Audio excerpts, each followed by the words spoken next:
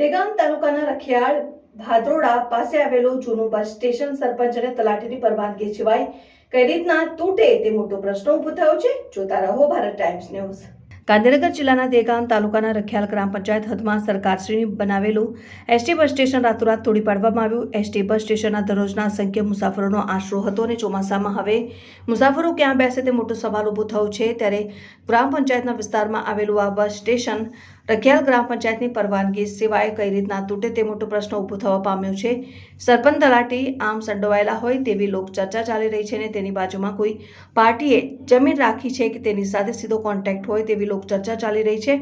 દેગામ રખિયાલ ગ્રામ પંચાયત હદમાં આવેલું ભાદરોડા bus station રાતોરાત તૂટી ગયું. તેમાં સરપંચ અને તલાટી સામે કાર્યવાહી કેમ કરવામાં આવતી નથી ને સરપંચ અને તલાટીની પરવાનગી સિવાય આ બસ સ્ટેન્ડ એક કાંકરું પણ તૂટી જાય તો તેમને જવાબ આપવો પડતો હોય છે. ત્યારે આખું બસ સ્ટેશન તૂટી ગયું તેમાં પણ મોટું ગ્રામ પંચાયતનું કૌભાંડ દેખાય છે. જોતા રહો ભારત ટાઈમ્સ ન્યૂઝ. તમારું નામ શું? રમણભાઈ, ગામ? રખિયાલ.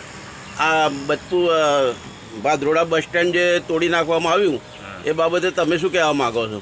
ભાઈ હોજોરી તો કમ્પ્લીટ હતું પણ રાતે ચેમનું તૂટી એ ખબર નથી. કોણે તોડ્યું એ ખબર છે?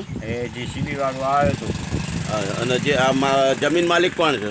એ રાજુભાઈ વાલાભાઈ હા, પટેલ. એટલે રાજુભાઈ વાલાભાઈ તો જાણતા જ હશે ને આ કોણે તોડાવ્યું એ? આ તો જાણે જ ને. બરાબર. બીજું કંઈ કહેવું છે તમારે આ બાબતે? બસ આ સરકારી મિલકતનું નુકસાન થયું એ તમને ખ્યાલ આવે છે? હા, સરકારી નુકસાન થયું એને તો અમને ખબર આવી. હા.